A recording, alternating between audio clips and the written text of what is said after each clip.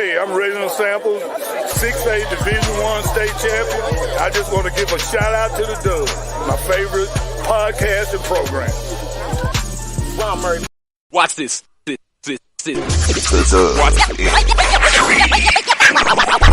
Next, football talk is a big hit. Sunday nights to Wednesday nights, we striking a match cause we lit. Y'all know the name, we call it the Dub. On Friday nights, it feel like a club. Getting that VIP treatment on the sideline, they showing us love. Great interviews, go hugs, put in work, go rub. Texas youth and high school talking to page on Facebook, hold up.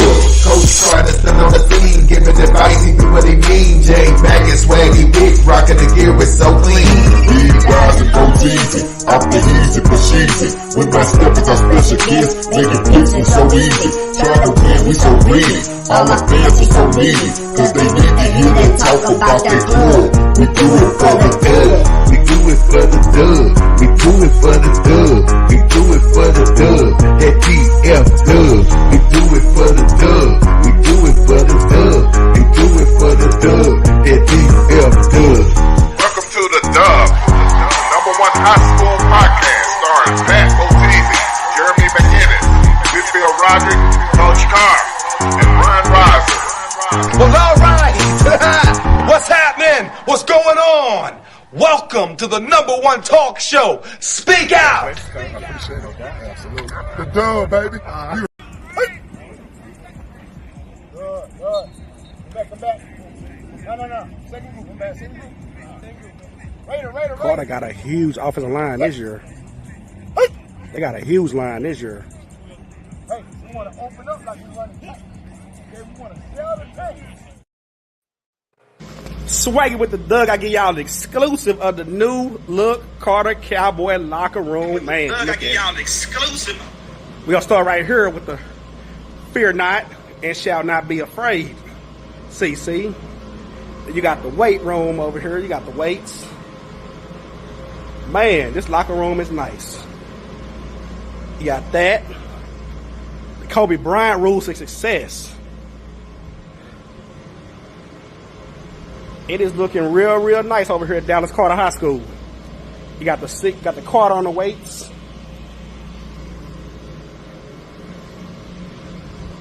The Carter Cowboy locker room, ladies and gentlemen.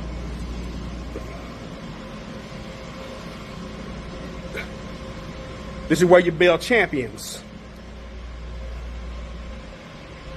Swag with the Dub live, Dallas Carter High School. Swagger with the Dub. Swagger with. Episode 95 of the Dub. Hey, Swaggy, you had a bunch of great interviews. You know, the only problem with every interview, I want you to guess. I talk too fast. No, not at all. That was perfect. The one problem is all the videos were shot vertically. You got to shoot them in landscape. Makes the show a little bit more smooth. I'm like, I cannot play all these videos because all of them are in landscape. The only one you did, vertical. The only one you did right was the one with the lineman that we started off the show with. So, bruh, help your boy out. We'll be Gucci, man. I'll play any interview you drop. Because, you know, Swaggy with the Dub, I like it. But, man, I got to have the landscape so we have the look we need. I'm going to play this next one real quick, and I'll show you what I'm talking about. That was a good interview. Swaggy with the Dub standing live with Carter sensational athlete, Camden Patterson. Mr. Patterson, this is your senior year. How would you define your first day of practice? We came out good. My first day, I came out good. I practiced hard, so we ready for this year. There's a lot of excitement about Carter football this year. Like I said, this is your senior year. This is the fourth year. Do you feel like this is the year you guys can take it? Yes, sir. I feel like we got a deep playoff run in us. We've been working since what day we came? Coach? June 3rd. June 3rd. We've been working since then. We ready to go. I got confidence in us. And you look outstanding in practice today, man. Your route running is improved a lot. You got quick speed. Hey, this is gonna be a great year for you. Yes, sir. Any commitments or any schools? I got Prairie View, I got Abilene Christian, Mississippi Valley, Northeastern, and also Lamar University. Swag with the Dub live, Camden Patterson. Hey, look out for this name this year, y'all. How you say it? Say your thing real quick. Like I be like, swing with Dub. I'm like, I ain't heard one word come out. Swing with Dub. Every one interview. I like that though. That's your signature. Hey man, episode 95. What it do, J Mac?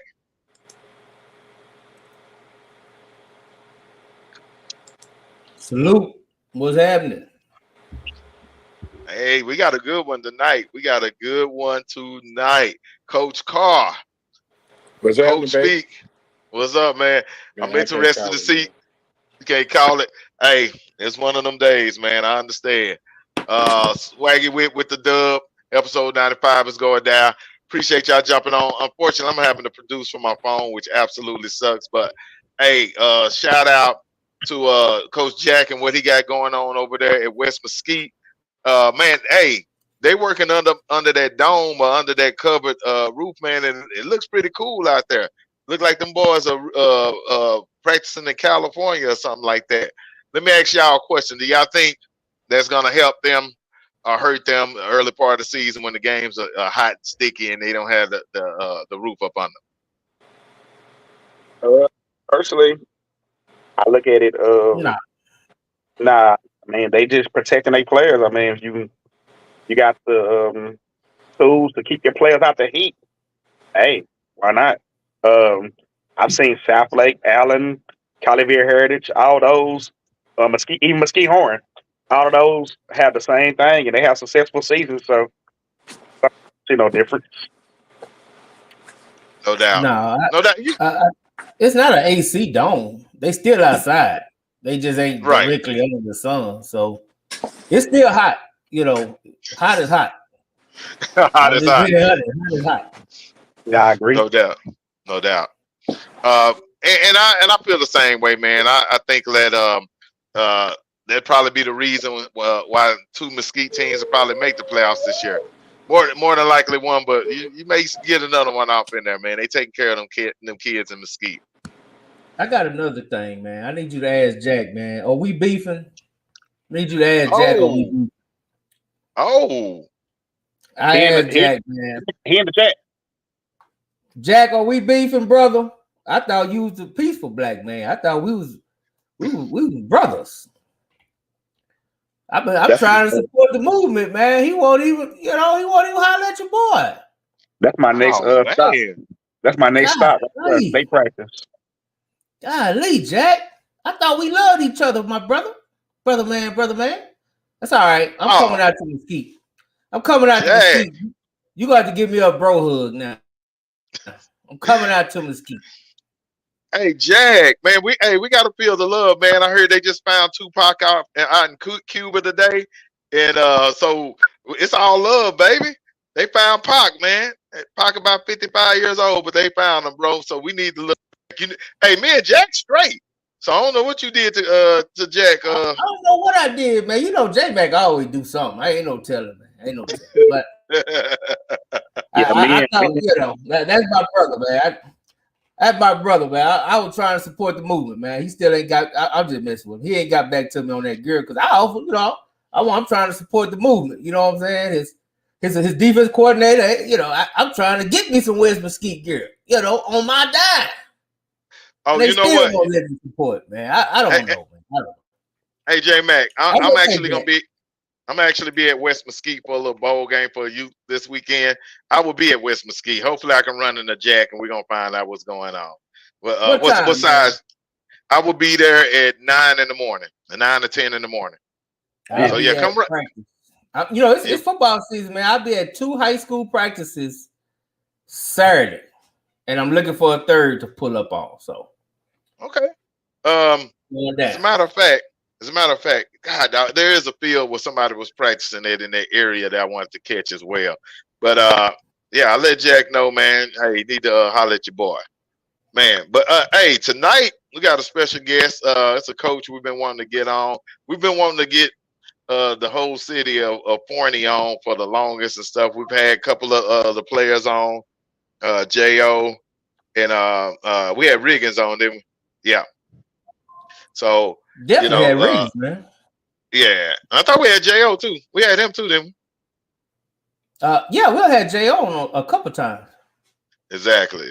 So, man, I feel like this is the hottest spot in the Metroplex, man. This is a team that's making a move. This might be the reason why Mesquite ain't making the playoffs. I don't know. Y'all tell me. But without further ado, we're gonna bring on one of the coolest coaches in the Metroplex, Coach Fleener. Welcome to the Dub. What's going on? Thanks for having me. Absolutely, Dub. Salute. I'm a little worried that I'm not prepared. I mean, my man J-Max got the mic with the screen in front of it. I mean, y'all got to get on his level. I see a ceiling fan in one picture. Somebody else is on his phone. They're just not on your level. I don't know. Look, here's my mic. Hey, here's my mic, Coach. Hey, I got my mic right here. Unfortunately, I'm doing it from my phone.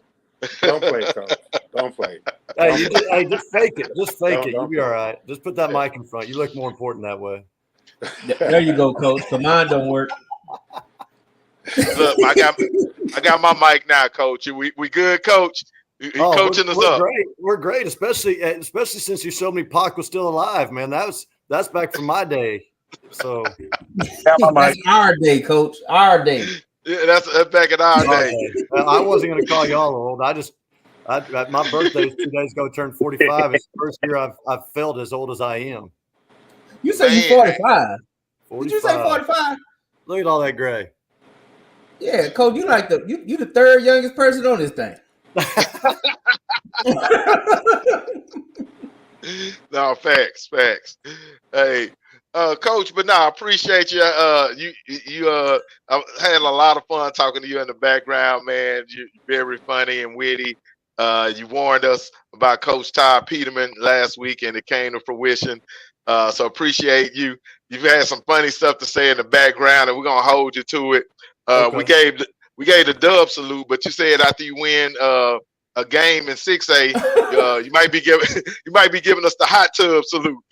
Hey, well, you told me that Coach Todd and Coach Peterman were showing off the backyard patios, and I felt bad. I had to come up here so my dogs weren't barking, my kids weren't yelling at me. But yes, I get the first big game I win, or we go win something big, and y'all want me back on, I'm going straight Jesse Armstead out of the hot tub. There you go, Coach. Gotta do it. We gotta have Derek Evans in that hot with that as well. That was man, yeah, that was a era, boy. I love it. I would tell you I'd bring J.O. and Kel with me, but I saw when Kel was on, nobody else got to talk, because Kel gets the mic and it's over. We could get a good blast from the past. I don't even know if you know this. I got to hire a new coach this summer, and I hired Tay Harris of Mesquite Horn fame, went to A&M in the NFL. He's actually at Forney, America, coaching our DBs. Okay. Oh, wow. Okay. What you call it? What's that? What you call it? He said Forney, America. Forney, America, man. Yeah. Okay.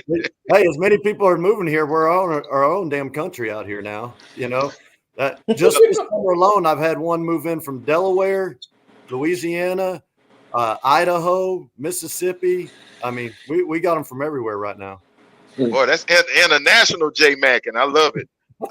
Hey, Coach, what did Coach Shaver say? It's the fastest growing city in America. 5 years running, Kaufman County, the fastest growing county in the United States. Wow, I didn't even know it was part of Kaufman County. There you go. Now, we need some rains. We need some rains to show us that it really is, though, Coach. We do. I left mine at home. I got a couple, but not from Forney yet. We're still waiting to get that one with the F on. We need a Forney rain. We do need a Forney rain. And now with my guy Shavers over there at North, it's a race now. The race is on. My guy over there, he's going to get it going. I'm fired up about it as much as I don't want to have to go up against him. I'm rooting for that guy in North Forney 9 weeks out of the year, but not one of them. Well, hey, Coach, what I'm gonna do is I want to just kind of walk you back. Let me know where you played high school at and some of your coaching history until you got to Forney, and then after that, I'm gonna turn it over to J Mac and Coach Carr. Absolutely. Yeah. Yeah. I actually grew up a coach's kid. My dad was a longtime high school coach down in San Antonio. But I actually played at Madison High School in San Antonio for Jim Streety, who's a Hall of Honor guy, over 300 wins. Played for a bunch of guys on that staff that are all head coaches now. Did what was too skinny to actually get to play at the next level. So I just went to school, went to A&M, and met my wife. And so when we were got engaged, when I put my student teaching, we of course went up where she was from. She's from Mesquite High. She's a Skeeter. Her dad was the athletic trainer at North Mesquite for 37 years. So they're all ingrained in Mesquite. So we came up here, and I got placed to do my student teaching at South Garland. So I spent my first 4 years at South Garland High School with Mickey Moss was the head coach. And then lucked into a great interview 4 years after that, and went out to Allen as the offensive coordinator with Coach Westerberg, and had a great 9-year run out there. I figured once Kyler was graduating, if I was going to get a head job, I better be leaving with him. So, and hey, shout out to him. It's his birthday. Happy birthday, K1. Today's his birthday. Some say the greatest. Oh yes. I got him on the bus. I wish that I could tell you I coached him up. I just made sure he got on the bus and had his jersey. I got an opportunity for my first head job. Went back to San Antonio for 2 years at Brandeis, but then realized I'm a Metroplex guy and had to get back to the Dub. Got a call to come up to Mesquite. Got to go to my wife's alma mater. I don't even think I'd gotten off the phone, and my wife had already packed 3 boxes. She was ready to come home, and had 4 great years at Mesquite High, and it was going to take us a special thing to leave there. But got a call about would I be interested in Forney, and came out and looked at it and looked past the fact that they hadn't been winning for a while, and just looked at the town and the growth and everything else, and felt like this is a place we could be for a really long time, and luckily everything worked out. Yes, sir. So your wife is from the Dub? My wife is from Mesquite. She was a Skeeter. Oh, wow. Yeah. And so how dope was that? Say that again? I said, how dope was that to be able to come back and coach at her alma mater? Oh, it was great. Coming back to Mesquite, a lot of tradition, getting back this way. She's still working there. Even though I left, she's still there. So, but the great thing there is she was never Coach Fleener's wife there. She had her own identity, and they love her there. But the other big thing was Steve Bragg was the AD when I got there, and Steve Bragg actually offered me my very first job out of college. I didn't go over to North Mesquite, but he did offer me my first job. So it was a whole lot of fun to go back and work for him. Oh man! Amazing. All right, one more question before pass it out to the fellas. Last year was an amazing ride. Let's just talk about last year and how you think that's going to propel you in 2024. Well, I think it was just exactly what we needed going into year 3 to really get everybody to buy into what we were doing and realize that this is the type of place we can build a program to go say we are going to go make runs for state championships. That's what I'm sorry about that. No, you're good. I think for the last few years that there was a worry about what kind of program Forney could be.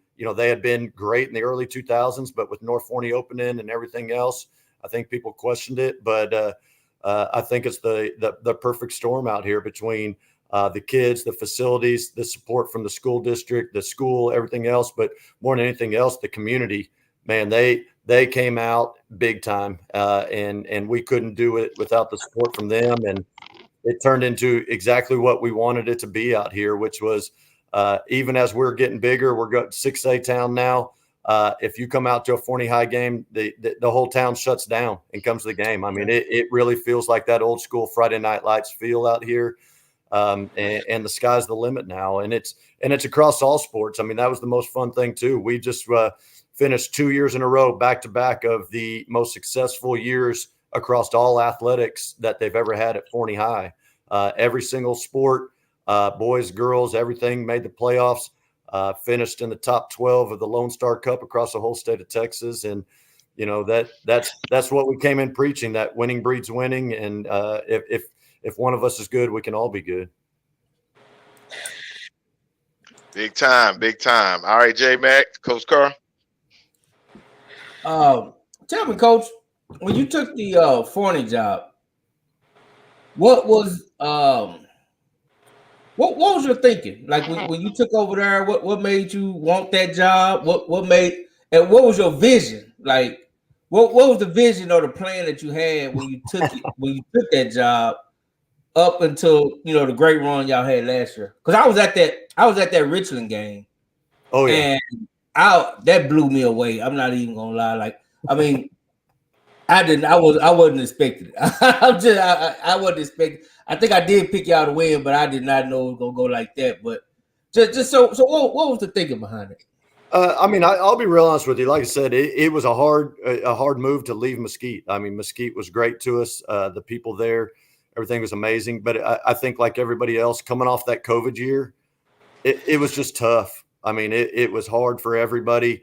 And I think I just truly felt as myself, I needed a change just to kind of get my mojo back, my passion back. I mean, it had been a rough 6 months out there.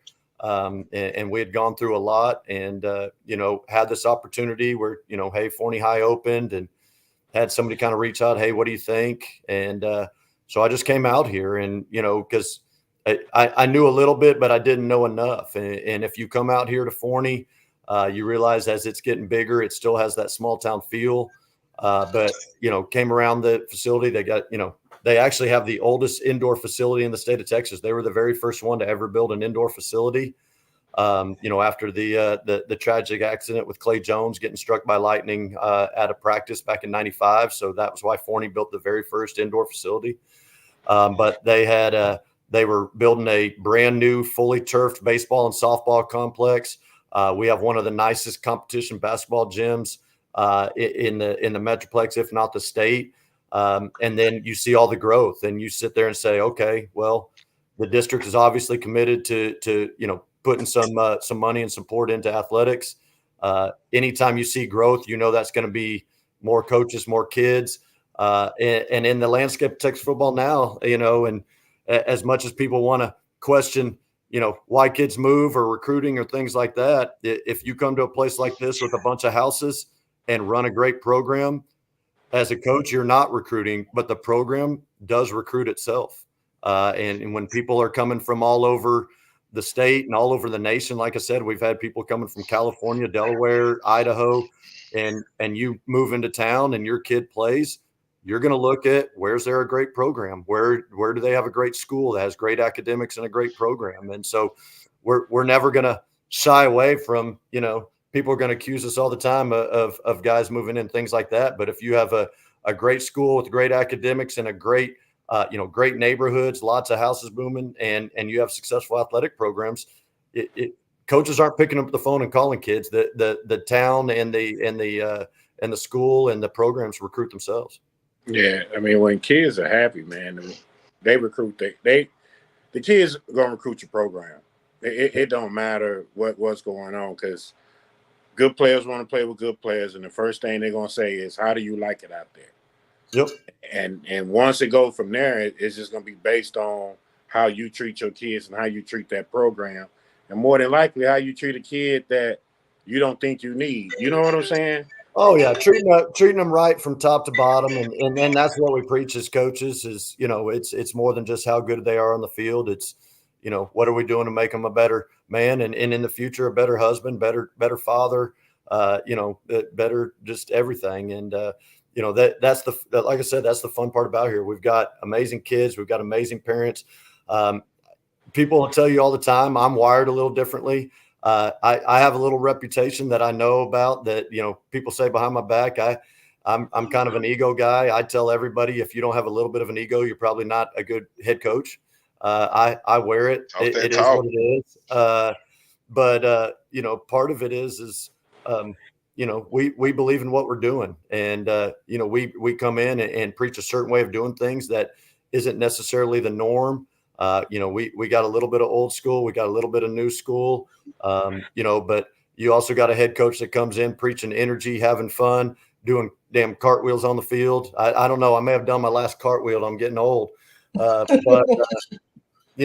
that's what we want to be about. Is as much as we want to be highly successful and win every game. If you're not having fun playing high school football, then you're not at the right place, and we want to make sure we continue doing that. But there was definitely some question marks of who's this crazy skinny guy jumping all over the field and everything like that. But I found my people out here, man. They bought into it, and winning fixes a lot of things too, though. So let's be honest. If we weren't winning, they probably wouldn't have bought into it. Absolutely, Coach. Absolutely. Now, like you said, everybody want to live in a crime-free Forney.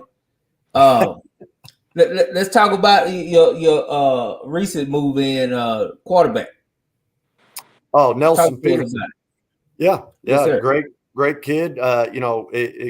It's exciting when anytime good players move to you. And like I said, it's I learned a long time ago in my days at Allen from Coach Westerberg. Back when all the stuff really started. If kids show up or with parents, there's certain families that show up and they're shopping their kid and they're talking about 15 different schools and things like that. And I learned from Coach Westerberg. If somebody gives you a call, you say, hey, if you enroll at Forney High School, we're going to coach the hell out of your kid. And that was the crazy thing with Nelson. I got a call about 2 days before he enrolled. Said, hey, my son is going to be moving there. We've bought a house here in this neighborhood that feeds into you. We'll be there on Monday. And I said, oh, great. When you get enrolled, I can't wait to meet you. And I knew a little bit about him just from him being at Sunnyvale. I didn't know a ton about his family dynamic and his family ties or anything like that. But, when they enrolled, he and his parents came in and sat in my office. And I said, hey, the biggest thing here is no matter what you've done or what your name is or any stars next to your name, everything here is earned. And, the great thing for me is a year ago, Kelvion Riggins, who showed up from, he'd been at SOC at the collegiate program, but had lived in Forney for the last 4 or 5 years. And they said, hey, we're moving into Forney. I sat here and looked at a kid that had offers to everywhere in America and is cut up like a Greek god. And I looked at him and his dad and I said, all right, well, I just need you to understand the first week you be here, you're going to run with the twos because that's how we do things here. Everything here is earned. You got to learn what we're doing and earn your spot. And the fun part about Forney is the kids that have lived in Forney their whole life are used to these new kids moving in with all the new houses and things like that.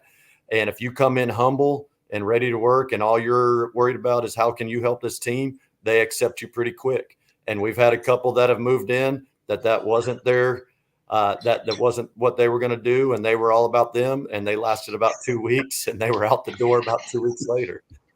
So how long did it take him to run with the twos? How long did he run with the twos? About 1 week. About 1 week, but he had a great attitude about it, and he's y'all have gotten to interview Kel. Kel's like a cartoon character, man. I mean, he's larger than life and has a great personality, and you can't help but just love him and smile and laugh at him. I mean, I met the kid. He came to 2 days of workouts, and the third day he was enrolled here. It was still in the summer. He's running around the school building. I said, hey, what are you doing? He said, oh, somebody told me that student council was up here doing a scavenger hunt and I want to be in student council. And he was running around the school with a bunch of non-football players and just that's just the way he is, man. He's a great kid. He's a fun-loving kid, and he knows how to turn that switch on when he walks in between the white lines and becomes a mean, nasty linebacker that has hate in his heart and shows up with bad intentions. Hey, like Coach Willow always say, when Superman shows up, Superman plays. Well, and I know that was a long answer for a question about Nelson, and the great thing about Nelson did the exact same thing. Nelson came in humble, ready to learn. You could tell, a little bit about him was he was knowledgeable enough to know making a jump from a 4A to a 6A. Sunnyvale, highly amazing program. The things that they do there. I mean, he was he dang near beat Gilmer by himself in the second round of the playoffs, but he came in the door saying, "Coach, I got to get better. I want to learn. I want to do this. I want to do that." And that's the kind of things that we love. And if you looked at our football team right now and put 15 of our top guys in a line, you wouldn't be able to figure out which ones had been in Forney for a long time and which ones had only been here for 6 months, because those kids get in there pretty quick and get together. That's a program. Coach. Yeah. I gotta be honest. I'm a big fan of Jo. Matter of fact, me too. This is the connection. This is the connection. I used to work with Jo grandfather. Really? So with Jo, yeah. With Jo dad was a high school player at West Mesquite. I was working with his grandpa. So that was back when Jo was just a twinkle in his dad's eyes. Well, you want a good story. When I started out after college at South Garland, my wife started out at West Mesquite. Her mom taught at West Mesquite, and her sister taught at West Mesquite, and all three of them taught Big Mo. There you go. Wow. There you go. Hey, what they say, it's a small world. It is a very small, and they didn't even know that when I got the job here. They hadn't put that all together. And when Big Mo showed up and I told him about that connection, I know Miss Hart, I know Miss Bailey. Oh man, I can't. And he started telling stories, and it was a great connector for us early on when I got here. Yes, sir. So what I'm asking is there a plan for Jo? Because I'm be honest, and maybe this is not a coach's concern, maybe it's just a fan concern, but I look at running backs. And I'm a big believer that running backs only have so many carries in their bodies. So is there a plan? And I look at people like John DeGray and a lot of running backs that went from freshman year all the way out. Is there a plan to kind of keep him from himself, so to speak? I'm pretty sure he'll carry the ball 40 times a game if you let him. But is there some kind of plan, to kind of keep those carries and the workload down on them? Absolutely. And, it's funny as a sophomore earlier this year, they don't know what they don't know. And, we were in a situation this year. We knew that we were a very, very good team. And early on, some of our non-district teams were on a down year. And, a couple of those games we got after them pretty good. And Jo was a little disappointed. He only carried the ball about 10 or 11 times. And I had to call him in and say, look, this is about the big picture. And we talked about tread on the tires and all of that stuff. I said, you've got to look at this as one of the greatest gifts you could have, because when we got to the end of our 10-game season, he almost had 100 less carries than everybody else going into the playoffs because we were able to keep them fresh in certain situations. And even though it was hard because we could have put him out there and let him go have 350, 400-yard games, in the end, especially for what he wants to go do down the road, exactly like you said, those college coaches and in the end, those NFL guys, they're going to go see how many carries they already have, and that's going to play into their decisions. And he's one of those rare guys that you can actually talk about. What are we doing to make sure he's ready to go play on Sundays about 4 or 5 years from now? And he gets it now. He is one of the most mature kids I've ever been around. If you talk to any all the college recruiters after they talk to him, they'll call me back and just say, Coach, that is just an amazing kid. Like, that's just a fun kid to talk to. And they were floored when I would tell them, yeah, if you offer it, when he gets an offer, he and his dad will go home and they're going to research that school. They're going to look at that running backs coach. How long has he been at that school? How long has that coaching staff been there? How do they use their running backs? Do they have one running back that carries it 35 times a game, or do they have a featured running back, but he carries about 21 times and they throw it to him a couple times, but they keep them fresh. Like, they watch how they use their running backs. Big Mo has done an amazing job raising that young man, and what those two guys are doing, especially as it goes into making their decision for college. I don't know if I've ever been around people as intelligent as they are, as far as he knows he's going to get his NIL wherever he goes. And that's not going to be in his first 5 questions. It's going to be about, J.O. will tell those guys, I'm about who's going to continue to develop me while I'm in college to go play at the next level. And, it's just the luxury for us is we still got them 2 more years. And so we're going to do everything we can to take care of them and utilize them. The lucky thing we have this year is we have a couple other really good young running backs behind them that the same thing early on in this year, we're really going to be able to take care of them so that when we get to those big time games, when we do get to one of those games where we say, all right, J.O., we need you to go be a dude for 32, 35 carries, he's going to be fresh enough to do it. Yes, sir. Yeah, I mean, you're right, man. We had him on as a freshman, and that guy is extremely impressive. Like that, like some people I feel like are just natural born leaders, and I think he's a natural born leader. When you just talk to him, you could tell like he's gonna be a leader of whatever room he's in at some point. So, hey man, shout out to Big Mo and his dad. Willow. Coach, I don't have no questions. They Debo all the time, man. I know you got to get up at 5 in the morning, and really, you're gonna have to get up at 4 in the morning to get ready for this 5 freshman practice, man. How's your freshman team? They pretty good? They're looking pretty good, right? It's not that early. Let me tell you, if I wake up and it's 4 on the clock, I'm going to the bathroom and going back to bed. Okay. I'm not a morning practice guy. But no, we're doing those guys right now at 6:30. They're getting here at 6:30. We're going 7 to 8:30. So it's not too bad, but we've got our skills days going on with our older guys in the afternoons. We're trying to get them used to the heat. Y'all talked about Coach Jack over there at their pavilions over there. Coach, isn't that just soft, Coach?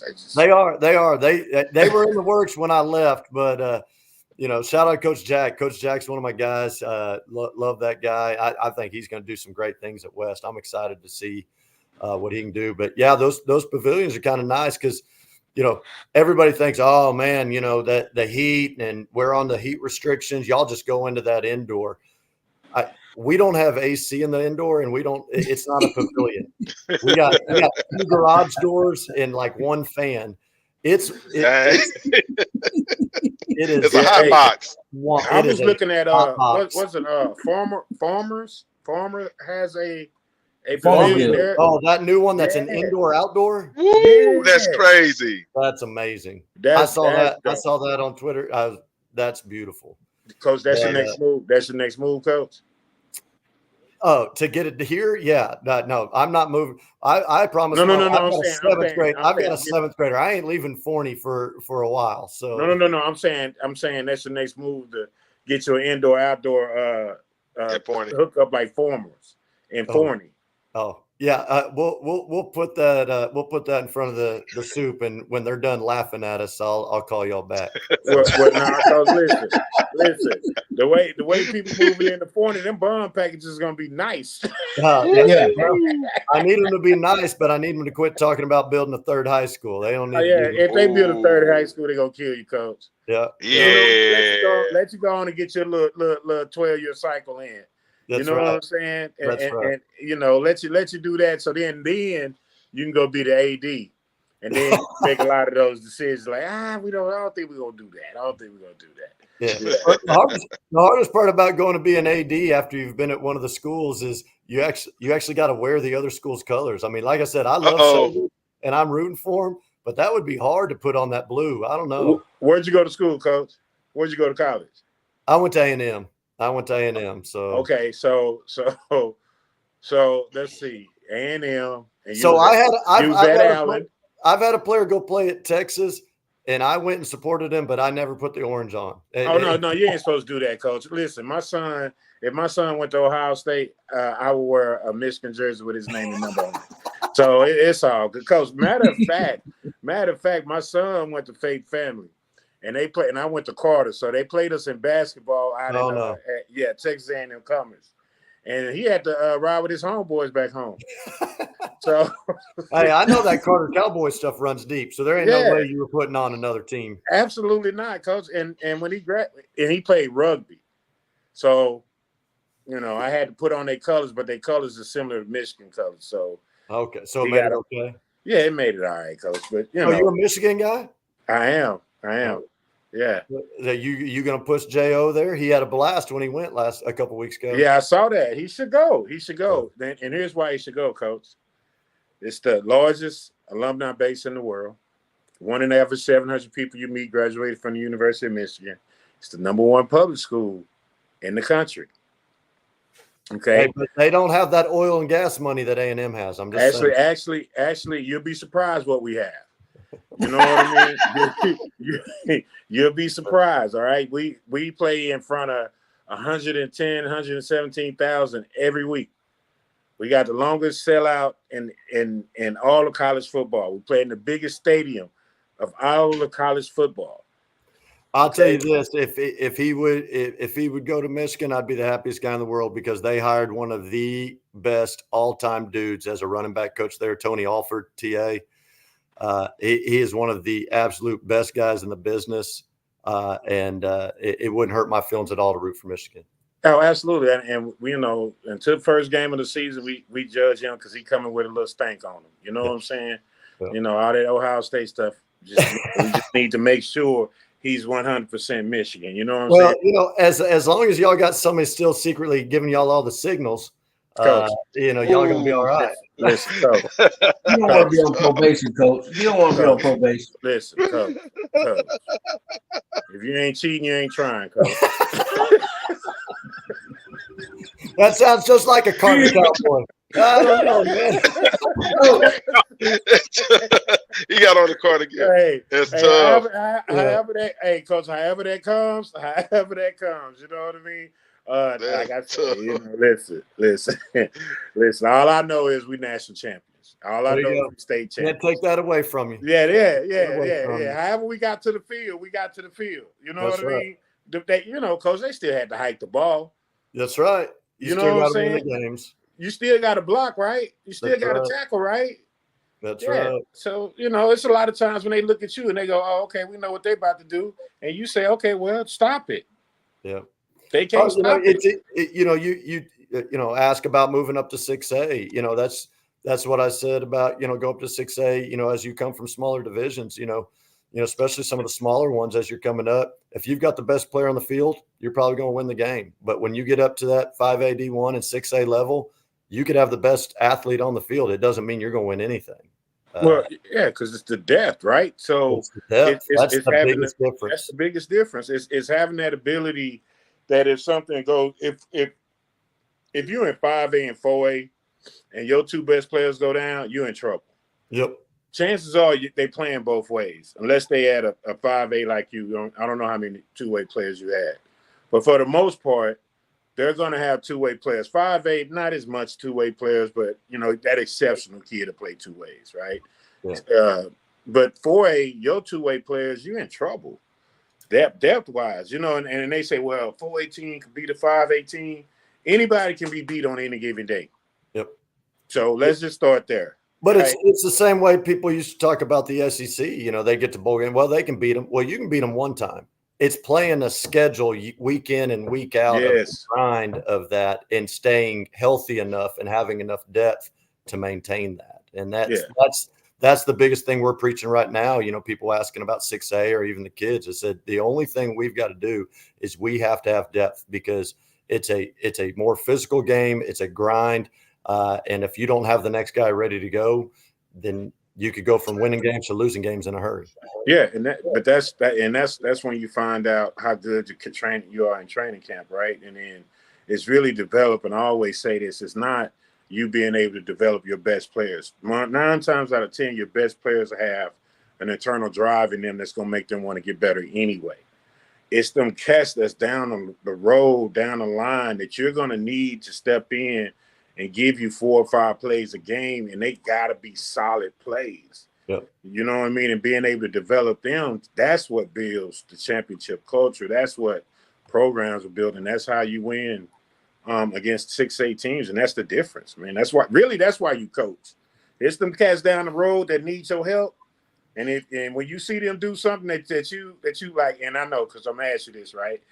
How do you feel when you see a kid that you had to work with, do what you asked him to do in the game, and he makes a play or change the game? Like, what does that feel like for you?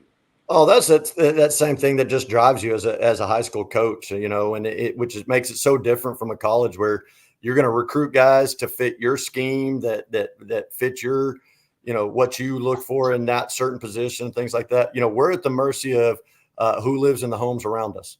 And, you know, so we have to be able to develop kids from the day they get in the door. And so, yeah, that's the thing that you see, you know, a kid that comes in as a freshman and then, you know, 2 years later, as you see him as a junior, and he's a totally different kid making big time plays for your team. And that's what keeps you coming to work every day is being able to still have that impact on that kid and develop a kid into being a guy that's, you know, maybe a good athlete, but making him a great football player.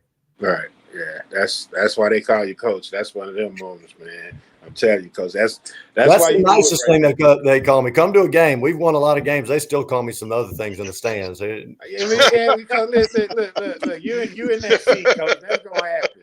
Listen, I'm gonna tell you, as long as they don't call you a loser and unemployed, there you go. They're going to call you loser first, and then they're going to call you unemployed. That's right. So as long as you don't have that mention, you good, coach. Oh yeah. You know, everybody in the stands is the world's greatest coach after the play. That's right. I'm gonna start going to some doctors' offices and you know, debating on whether or not they did the right routine in their surgery or something, or go watch some movies, you know? But I say coaching football is the one thing that everybody in the stands is pretty sure they could do is just as well as you could. Everybody coaching, and if you ask them, and the internet. Yeah, and then the internet. That's right. If you ask them to draw a 4-3 over cover 2 against 2x2, they're gonna be like, "What? What you talking about?" Yeah. But I don't know what you mean. I was just, well, okay then, legit. We got to teach this legit. Coach, this play works on Madden all the time. All the time, Coach. Tecmo Bowl, baby. Why you just been run back? Hey, you say that about, see, I'm glad some guys are old like me. I got too many of these young coaches that don't get it, where I tell them, hey, you know, sometimes it's like Tecmo Bowl. They pick your play. Yeah. You know, because they don't remember when there was only 4 plays, and if they picked your play, you were done. Like, unless you had Bo Jackson. Yeah, unless you had Bo Jackson. Yeah, how long for the Raiders could erase like a bug. You know? Exactly. But hey, because good thing you got J.O. though. That's right. That's our Tecmo Bowl Bo Jackson. There you go. If they pick our play, we Bo still Jackson. Yeah, it don't matter because we finna run inside zone and J.O. getting the ball. Everybody hear that? Yeah. Yeah. All right, coach. Next thing you know, touchdown. That's right. That's right. I called a great play. I'm telling you. That's right. Great play. Yeah, that's a great call. Oh, you like the inside zone? No, the great call was you said hand it to 26. That was a great call. Yes, great call. Absolutely. Great call, coach. We use OC at Allen, right? We use the OC at Allen. You called a lot of great plays, right? You hiked it to Tyler.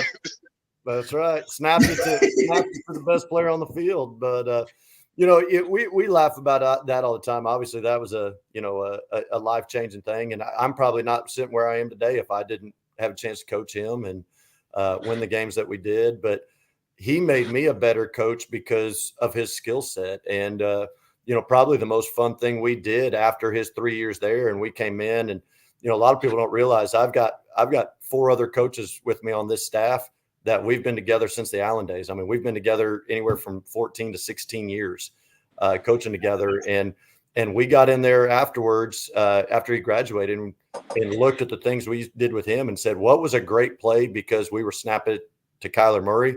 And what was a great play because it's a good high school scheme and we could do it with the next guy. And we started to realize some of the stuff that he allowed us to think about as far as play calling or things we could do. It wasn't just because of who he was. It was just, we probably for some reason had never thought that a high school kids could do that. And then it held us back. And then we realized, this is a great scheme and kids can handle it and you can coach them how to do it. It may not be a 60-yard touchdown, but it may be a 20-yard first down, Right. Yeah. But, it was a whole lot of fun and, on that ride and, not to overshadow all the great players he played with. That was probably one of the great things about Kyler is he had an interview one time and he talked about that, yes, he had some great ability and had a lot of success, but somebody was catching all those passes. Somebody was blocking for him. The defense, there was times we had to win some games on defense in some of those DeSoto battles that we had. Skyline. Yeah. Skyline go from down 18 to up 18 in a quarter, And, Yeah, I saw that. I was there. That was at a lot of SMU. luck. The 2013 DeSoto game, it's tied, and we're having to punt it back to Darius White and their offense with about 4 minutes left, and it goes straight up into the wind, comes down, hits one of their kids on the back. We get it, and we go down and run the clock out and win the game. It's like people don't understand that it doesn't matter who you have on the team. There's a whole lot of luck into going 16 games. It's a whole lot of luck. Yeah, I say that all the time, Coach. And when you catch some teams that's good teams like that, they got some plays in there where the football gods signed on them. They was chosen by the football guys to win. You know what I'm saying? That 2013 game against DeSoto, I remember after the game going in and telling Tom Westerberg, our head coach, I said, "Hey, how did it feel to coach your first Division I college football game?" He goes, "What are you talking about?" I said, "Tom, you realize there's about 24 Division I players on the field tonight?" And sure enough, we counted it up, and there was like from anybody that played on that field, we had like 25 Division I players that came off that game. It was hey, Coach, let me jump in real quick because I was at that game. It was at Mesquite Memorial. Tell the truth, because I know y'all go back and look at the film after the game. Did that receiver score a touchdown in the end zone? It was the right corner, and it looked like he would. Yeah. He did. He crossed it before the fumble. So he did fumble. He got in first. He broke the plane, got knocked out late. You go back and watch it. I mean, everybody can cut it up as much as you want, but probably one of the best officials crew you could ever have in a DFW game. Jarvis Walker and his crew. Man, I wish he was still calling games. It was a bam play, but they made the call right there. We looked at it at every angle, and we're pretty sure we were in. I'm sure Coach Mathis and those guys are all pretty sure that it was out. This is why we needed Peterman on. You would need a. Oh man! I promise you, Peterman don't think that was a great crew. I will tell you that right now. Claude picked that crew. That was Claude's crew, man. But man, that's tough. That's why it would have been fun to be on with him because he would have been cussing and fussing in a hurry. Yeah, I think they left the Dallas chapter after that game. But I'm serious. I think they went to the Fort Worth chapter immediately after that. But well, speaking of 2013, let's go to 2024. What we think about this, man? What did we put together for 2024? Oh man, just excited about, the biggest thing is moving up to 6A and everybody wanting to question it. I wanted to schedule some games that were going to push us. And, every coach will tell you your goal is to win every single game on your schedule. We talk to our kids a whole lot about, we got 4 non-district games, and whether we go 4-0, 2-2, or 0-4, it has no bearing on what we want to do going into as far as having an opportunity to go to the playoffs. What we want out of those games is after those 4 games, we want to know who we are, what we can hang our hat on offensively and defensively, but more importantly, who we can count on. I had a parent night last night and actually described this to our parents is you're going to see us play a lot of kids in those early games because I tell them I want to know what our backup safety or our backup left guard can do in a game week 2 against A&M Consolidated. And if they can't hack it, at least it's in a non-district game. I don't want to wait till, the long game and they've never been in a big time Friday night game. And we have a guy go down and we have to put him in the game. And we realize, oh man, he can't cut it. And so scheduling a team like Lake Highlands right off the bat, Lake Highlands year in and year out, a playoff team, perennial playoff team. Love those guys over there. Great program, well-coached football. It's going to be a great, first 6A game. Talked to y'all earlier, kind of got in a funny way, got to A&M Consolidated where we were scheduled to play Plano that week and they dropped us late, decided they wanted to schedule somebody else. And so we got a travel game. And, I feel like we're a team though, that we can use that to our advantage and say, hey, we expect to be in the playoffs and possibly have to travel for a game. Let's go get that experience right now. We're going to load up some charter buses and head down to College Station and let all the crazy ass Aggie fans that want to come watch Kelvion Riggins, who's committed there, and J.O., who they want. And we got multiple other top dudes. Me and Coach Schmidt down there at Consolidated, we're expecting this to be a shut the town down, sell out down there for us to have a big time game against, while A&M Consolidated is still 5A, they were regional finalists last year, and year in and year out, a great program. Waxahachie, 6A program, play in the District of Doom and hold their own with the big dogs over there. Extremely athletic, fast team. Coach Tolley, a lot of it, kind of like me, all that experience at Denton Ryan, having some chance to win some state championships. He's running a amazing program out there, and so that's going to be a great test for us. And and then going to play Boswell, not very many 17 districts around. So, lucked into finding Boswell, who, as close as Fort Worth can be, we're going to play them. But, they're a playoff team from last year. So we're going to get extremely tested in those first 4 games. And then, hey, welcome to 6A district. And here we go. Forney versus North Forney. Let's get it on. That's going to be fun after a 2-year absence. I think the whole town is ready to come out. A lot of excitement around their program too, with Coach Shavers coming in and all the excitement he's building over there. I think that's just going to be a great thing for our town. And then you go through the rest of district and Royce City with Coach Colvin. I can promise you they're going to be a problem this year with what he brings to the table out there. Longview, I don't care what anybody says about how many they graduated. John King, one of the all-time greats and a great mentor to me out there. He'll tell you every single year how bad they're going to be. And then they roll up and they're the same, just country strong, butt kicking dudes from Longview that are going to put their hands in the ground and run power out of about 18 different formations and say, can you stop it? You go into Rockwall that everybody's picking to be the top team of the district. And, with everything that Coach Brooks has done out there, you better be able to line up fast. They're going to go 1,000 miles an hour and have 17 trick plays that you better be ready for. And then Tyler Legacy getting better, playoff team from last year with Coach Trahan and Rockwall Heath and Coach Webb, man, the mastermind out there with what he can do. It's a gauntlet, and we better be ready to roll. And week in and week out, luckily I feel like last year, once we got to district and even in the playoffs, when you look at the teams that we had to go through to make the run we did, I think we're battle tested. Our kids aren't going to be scared of anybody. And so it's going to be a fun year. Coach, I absolutely love your breakdown. I think you're the first coach in Dub history to break down a whole schedule. So we appreciate that, and just some interesting tidbits on that schedule. I love the North Forney matchup.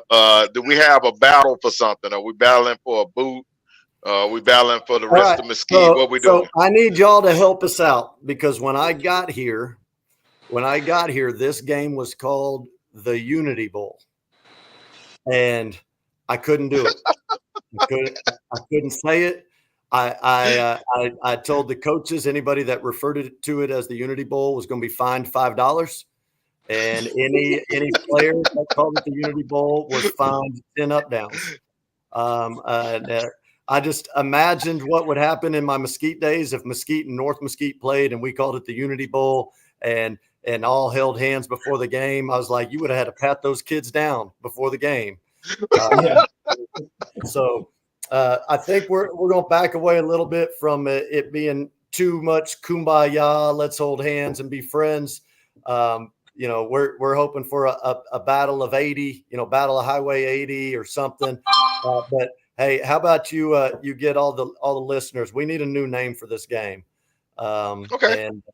And the best one we'll throw it on a t-shirt or something. But we need a new name. All right. So, Coach, now so we did the Oak Cliff Classic, the Oak Cliff Super Bowl last year. Okay. All right, we promoted that thing. Years past, it had about 1,500, 2,000. We put 7,000 in the stands. Oh, Coach, I'll tell you right now, there will not be an open seat in the state, and the sidelines will be full for this game. This will be, the whole town will shut down. You better get here early or you're not getting here. Correct. So let's do that. Let me merch you out. Get you fly. Let me handle that.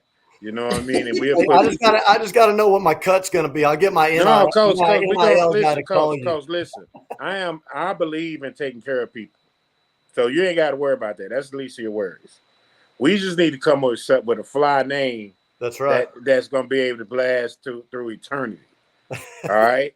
Okay. So we setting this off, and it's Forney versus North Forney. Now we're gonna need a trophy. Okay. So we'll get a new one because the one we got, I should have brought it in here for you. It needs work. It needs work. We need a new trophy. Yeah, I think that's gonna be fun. That's gonna be fun. Oh, it'll be a good time, and I think everybody understands. A lot of the going to a Unity Bowl and all that. I think there have been some years where there was some bad blood and things like that. I think since Coach Shaver's got here, he and I have talked a whole lot about is we want to have each other's back for every week but one, and then when we get to that week, let's have a whole lot of fun and shut the town down. And so I think everybody will embrace that and follow our lead on that. But yeah, we got to get a name. Come on. Get the hey, now hold on, Coach. I do got one question though. Yeah. Before Coach, we can't read what they putting. We're not gonna read what these folks. We got a real crude audience out here. Huh? Yeah, they our audience is dope and they really special. Like Yellow Bus special. Yeah, it's still got to be able to go on a shirt that we can sell at a high school. Correct. So, but Coach, let's talk about this home field advantage that you have over there in Old Forney. Yeah. Yeah. Now I got one more year of that, and then next year we'll be playing at third place. North Forney Stadium is going to get finished this year, but our game this year is at Citibank. But next year we'll be over their place. It's called Better Life Stadium, so it'll be interesting when we have to go over there next year. Yeah. But so, Coach, a lot of teams. I won the season of picks. Okay, Coach, I'm a champion. Okay, over Matt Stepp and all the boys on all the homies on the show. And I picked you guys for a lot of reasons because if y'all played at home, I was definitely going with y'all. Because y'all got some stuff over there that happens in Forney, and it only happens in Forney. Have you been to one of our games out here? No, I have not, and I watched it on TV, Coach. Well, you got to come to experience it because we've got a guy, James Townsend. He does all of our hype videos and all that stuff. He's a former Jagger. He does stuff for ESPN and things like that. I mean, when we come out and they throw that on the jumbotron and the music cranks up and the band it's a production before the game even starts. Yeah, well, y'all got home field advantage, and it seems like a lot of people like y'all over there. It'll be fun. It'll be, that's after 4 games of non-districts, and you talked about the football gods and injuries and depth and things like that. It's all about what both teams are going to look like here 4 games in. Yeah, I think that's going. I'm sorry, Jermaine. Go ahead. No, I was just agreeing. I was just agreeing with him. Yeah, I think that's going to be dope. But we got to come up with a name for it. We'll come up with a name. Somebody got the battle of Highway 80. That's our man Kevion Pops, the English. I don't know about that one. It's okay. What about the fight for Forney? The fight for Forney. That ain't bad. I like to fight for Forney. If we were still both playing here at this stadium, we'd call it the battle for the bank, or the battle of the bank, or something. So because it's called Citibank Stadium, but we call it the bank. But the other stadium is not called a bank, is it? It's no. Called So they're sponsored by the naming rights went to Baylor Scott and White, but their new motto is Better Health. So they're going to call it Better Health Stadium over there. Okay, right. So we ain't doing that one. So I guess Civil War is a little too cliche, huh? Oh, yeah. At 2024, I don't know if you can call it the Civil War anymore. Well, yeah, that's a little. There's too much north and south. I'm not touching that one. Yeah, but it's perfect. I ain't putting my name on that one. You got the North Forney. You can't do that. That's race theory. Hey man, we in Texas, baby. This Texas. We're in the red state. We ain't worried about all that. Well, I tell you what, it's funny. Somebody was asking me the other day. I said in 2002 at South Garland, we still ran out to Dixie and they ran the flag. I mean, it was wild times. It was. I tell you, man. We played South Garland back in high school. Oh yeah, the Rebels. They were the Rebels, right? They were the Rebels. The Colonels. They were the Colonels. The Colonels. That's right. They had a mascot dressed in a Confederate uniform with the saber. Yeah, they had the flag, Coach. And they run the Confederate flag and played Dixie when you ran out the tunnel. Yeah. But they changed their name a couple years ago to the Titans when everybody was changing their names. So right now, I'm fighting for Forney. I ain't getting me canceled. I'm not doing it. No. Fight for Forney right now is in first place. Fight for Forney's at the top. I like that one. You know, I like Civil War. Oh God, I can't think of. We have to think of something that's politically correct for Civil War. What's politically correct for Civil War now? Territory. So think of territory, right? Something that land, territory, tracks. Is Highway 80 is what? Yep, because it's down. North Forney is on the other side of 80. Yeah, that's pretty much the dividing line for our attendance zones. Yeah, Civil War won't work. You right, Coach? Because you white, Shay was black. Yeah, it just be too much. Yeah, Coach, you gotta have people. You're gonna have all type of race wars going on. I'm gonna make sure I get a recording of this and tell everybody it was your idea, not mine. Fight for 40. Fight for 40. Be specific when you say that too. Yeah, that's right. That's right. Not me. Not me. Yeah, be specific when you say that. J Mac literally said da da da da da. And when you do it, make sure you clip it from when he actually said it. That's right. Or you can just tag me. I say, yeah, I said it, because just stop me when I lie. Yeah. Yeah. Last I checked, you white. Yeah. What about are we getting Shavers on tonight? Are we working on that? I guess he didn't come on. I told him to come on. He texted me, said he's waiting for a link. J Mac didn't give him a link. He's scared of him. He's scared of Shavers. But I wanted it on the record again that it wasn't Coach Fleener that said Coach Shavers. Oh man. Dude, all you got to say is what. Tell me. I didn't know if you needed Coach Shavers on. Oh. Did he give you that, or did you already have it? No, he gave it to me, Coach. I went out there and spent some time with him. Okay. Yeah, I guess you don't know how to get on the south side of Forney. Well, Coach, listen. Don't Coach, we've been trying to get you for 2 years, Coach. Because you don't. This is the first we've time. We've been trying to get you for 2 years. You ain't been trying to reach out to us, Coach. Coach, I've been following you on Twitter. I be liking and retweeting, and you don't even acknowledge a brother. So I feel some kind of way, Coach. Okay. I still ain't got a follow back. I got you. I'm on it. And listen, Coach, I'm gonna tell you something else you don't know.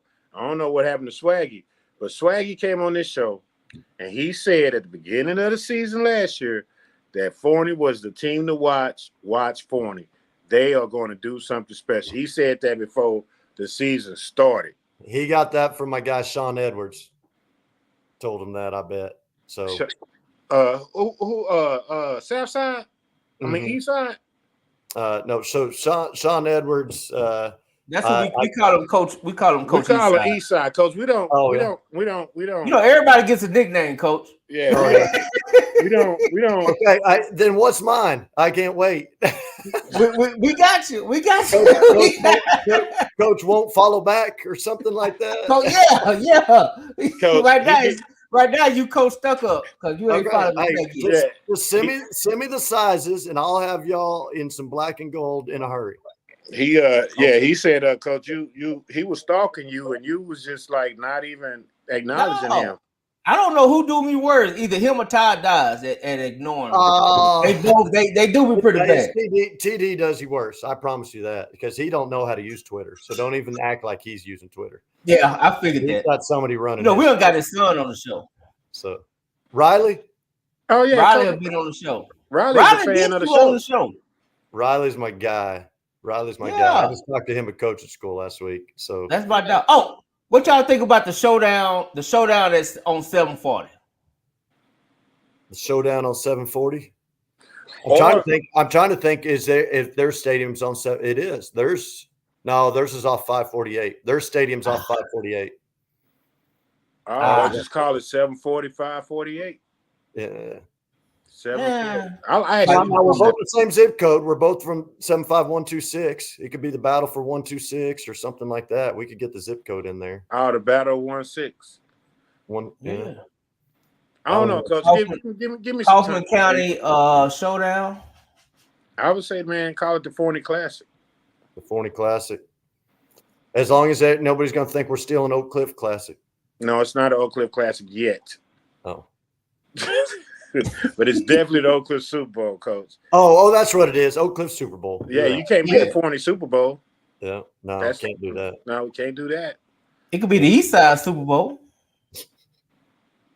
Well, it's Forney. The Eastside Super Bowl between the North Side and the South Side. Coach, he went to DeSoto.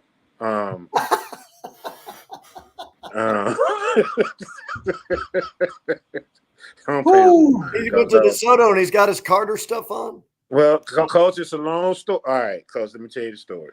Okay, it's long. I'm gonna give you the abbreviation version. Okay, so J-Mac and I grew up together. We went to the same elementary school, same middle school, same high school.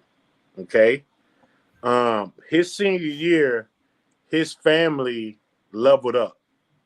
We all was living in a nice middle class part of Oak Cliff, Redbird Lane, all around in there. We used to ride our bikes together, hang out together, play Little League football together. Okay.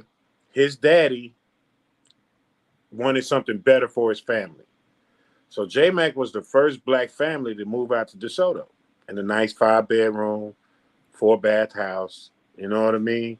And so that's what started the great migration of Carter kids going to DeSoto. Okay, so when you see DeSoto and Duncanville, Cedar Hill, a lot of those are Carter-based people. Started by Jeremy moving to DeSoto. So that's when you hear the word J-Mackin. That's how it started, Coach. And you want to know what, Coach? Literally moved 2 miles down the street. Yep. That's all it was. Yep. Now, here's the funny part about it, Coach. I didn't know that he didn't graduate from Carter till about 2 or 3 years ago. And we in the same class, Coach. He had you fooled. He had me fooled, Coach. Had a bunch of them fooled, Coach. Well, so even though he went to DeSoto, I don't think he attended classes in DeSoto. I think he still came back to Carter because I saw him every day. It was down the street, Coach. It was down the street. I saw him every day, and I was just like, "Dude, what's up?" Like it was normal. Then he tells me 2-3 years ago that he didn't graduate from Carter. I was hurt. I was hurt, Coach, for real. That's a true story. So that's how J-Mac started. So, you know, like how you got a lot of people J-Mac into the nice neighborhood and those nice houses, which I thought, Coach, which when I went out to go visit Shavers, I told everybody on the show how nice it is out there in Forney, right? And as I'm getting ready to hop on 20, There's a sign right there that says brand new houses for rent. Yeah. So if you hear some people calling your team Section 8, that's what they mean, Coach. That they got them vouchers and they went out there and got them new nice homes just to go to crime-free Forney. Crime-free Forney? Yeah, crime-free. Maybe that's what you should call the game. You know, that's crime-free Forney. So I like that. I like that. Fun play. You know, it's funny you say that about him moving out to DeSoto because, you know, a lot of the people the last few years talking about just how crazy our town has gotten in supporting our game. You know, the last 2 years we've sold out the home side of every single one of our home games, and that's been the big thing. Is everybody just talking about how, you know, not a lot of schools are still able to do that. You know, what's different out here, and I started to figure out most of the people that live out here are either second, third generation Forney people that were here in those early 2000s with DeBryron Blanton and those guys when they went and made all their runs. But the other big population out here all went to Mesquite and North Mesquite in the late 90s and early 2000s when they were both rolling and playing in, you know, deep into the playoffs and state championship games and had that following. And so a lot of the people who live out here just grew up on that. That's what you do on Friday nights, whether you got a kid on the field or not. That's what you do on Friday nights. You go to the game. And so it's been crazy. It's been a whole lot of fun. Yeah. Yeah, Coach Jay Mack it out there too. That's why Mesquite suck right now. Can you believe that, Coach? There's a lot of Mesquite kids moving this way for one reason or another. And Pleasant Grove. Yep. And South Dallas. Yeah. So that's where the toughness come in at. That's where the vouchers come. Yeah. But it doesn't change, just like we were talking before. Just like we were talking before, though, it still doesn't change no matter where they come in from and how good they are or not good. Like they still got to come in willing to be a part of the team. And, you know, that's what's been the most fun part is some of those kids come in humble, ready to work. And there's a reason why they wanted to come out here. And there's other ones that think they're going to come out here and get a handout and go straight to the top of the list. And that's just not how it works. That's how it worked when I went to DeSoto. That's just how I knew DeSoto. They were like, "Oh, you from Carter?" It just stuck me out there. Until I fumbled. I do gotta figure out how DeSoto's got that connection with the kid coming in from Georgia, though. I don't know, Coach. They got Georgia, Cali, Illinois. Look, man, Coach, who don't want to live in crime-free DeSoto? I mean, it's wonderful. You know, I mean, of course, they ain't got a mall. No. You know, and you can still go and you can still go visit your friends at Carter every day, even if you go to DeSoto. It's right down the street. It's basically Oak Cliff. It's an extension. You just go right down the street. You know what I'm saying? It's just you cross over 20. I get it. You know, I'm gonna put you like this, Coach. DISD Stadium is on the same side as DeSoto. Yep, that's right. You know what I mean? Right there in Oak Cliff. They call that good old Oak Cliff. That's that old Oak. That I don't know. Shoot, everything moving out that way. But listen, Coach. Now you talking about the move-ins, Coach. Now you know them people in Forney been filling these houses up rather quickly. They have, you know, and that's kind of been the fun message to our kids in the off season is that you're not just working to get better to compete against the teams we're playing next year. You're competing against the people that are moving into these 1,000 new homes that are out here. I mean, people are coming. We're not going to act like that's not happening. We're not going to act like people aren't moving out here.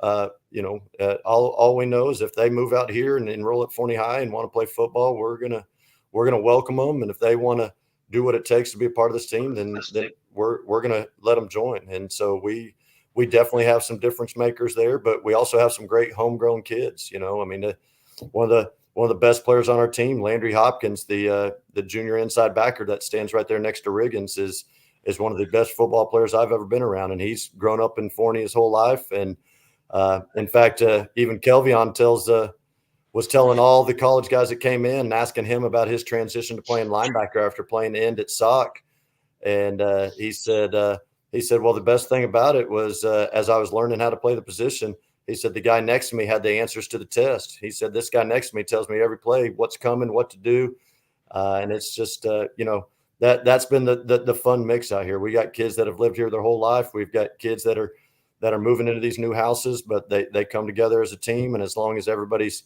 following the same message and locked in on what it takes to win, we're going to continue to be pretty good. Yes, sir. Yes, sir. Now, Shay was standing you up, Coach, because he said he texted me. He said, "I'm waiting on the link." Coach, I sent you the link, Coach. I don't know. I can screenshot it to you. Oh, I can screenshot him telling me I'm waiting on the link. I wanted on the record that tell him to check J Mac. Invited Coach Savers on. I feel like it's some foolishness going on over here. I feel like Shavers. I feel like Shavers ducking some smoke, man. I really do. I'm just saying, Coach. But he's already started fall camp. You talk about a guy that's working right now. They didn't do spring ball, so they're going freshmen and. Well, then you got to politely decline, Coach. You don't say you're coming, and then I'm just saying, Coach. The one thing I know you. If you ask anybody about J-Mac, you don't stand us up because J-Mac gonna give you the business. Well, hey, we'll call it even since he got somebody a hat and I didn't. Nah, Coach, I'm telling you, listen, Coach, listen. Where did you find that? When J-Mac say that, Coach, he mean that. So Coach Ward over at Cedar Hill stood him up. He told Coach Ward that they're not gonna win the game to 2025. So don't do that. I don't know Coach Ward over at Cedar Hill, but I've gotten a chance to really know Kyle, and he's one of the best guys in the business, man. Coach Ward over there at SOC, man, you can't find anybody in the business has a bad thing to say about him. Talking football or just talking life, that guy's a great dude. Let's see right here. Well, I was just playing when I said that, Coach. Hey, I'll tell you, I got you a good Kyle Ward story. I called him a couple of weeks ago about something, and it was kind of loud where he is. I said, "What are you doing?" He said, "I'm on a bus heading to Carnival." Like he's in South America somewhere. And he's like, "I'm on the back of the bus ready to go to this deal." He said, "I'm about to be on a 3-hour walk with a bunch of crazy people." And he still answered the phone to talk to me about some football stuff we had to talk about. Oh, yeah, he going to answer the phone because he's going to talk about football now. You can't miss Ward on that. The only time you can't call him is through House of Dragons. But the season is over now, so he'll be available. He's a Game of Thrones guy? Yeah, Coach, listen, me and my wife just got into Game of Thrones. I think we on season 3, might be episode 5. You know what I mean? But Half Man, like that's my guy, Coach. Half Man is my guy. I can't do it. I tried one episode. I couldn't do it. Yeah. You know. Yeah. Listen. I'm the king of the world. Hold it. You're not that pretty. I'm also as I've proven to myself tonight. I'm a little older. Are you guys from watched The Wire back in the day? Oh yeah, Coach. Oh yeah. I've watched The Wire 4 times. That's my The Wire, Breaking Bad. Those are my 2. All right. So watch Snowfall then, Coach. If you like The Wire, you're gonna love Snowfall. Snowfall? Yes. Okay. Go. It's on Hulu. You can stream the whole series. Okay. You know what I'm saying? I need a new one. A new one. You're gonna love that one, Coach. You're gonna love Snowfall. Who's your character? Who's your character on The Wire? The question is, will Mrs. Fleener like Snowfall? Because I'm not allowed to watch most without her. Okay. Did she like The Wire? Oh yeah, she loved The Wire. We watched The Wire while she was pregnant with my son when we were staying up late and everything. We watched The Wire right after we had my first son on those 2 a.m. feedings. We were watching The Wire. Okay, we were pretty sure though that his first word was going to be re-up in the plug. You know, so, we were a little worried.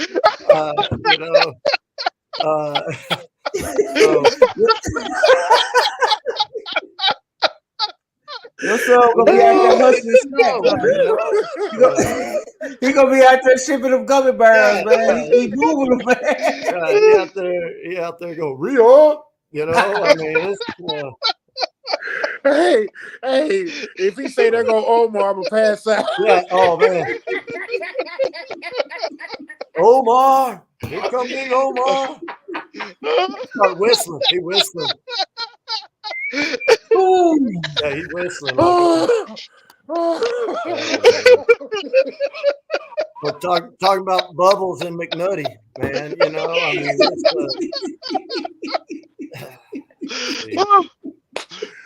I'm just glad to be around people that understand what I'm talking about, because I'm officially one of the old coaches, because I complain about the young coaches that don't know what I'm talking about anymore. Oh Lord, I gotta turn my fan on. God, dog, Coach, you said it all. That's what I'm talking about.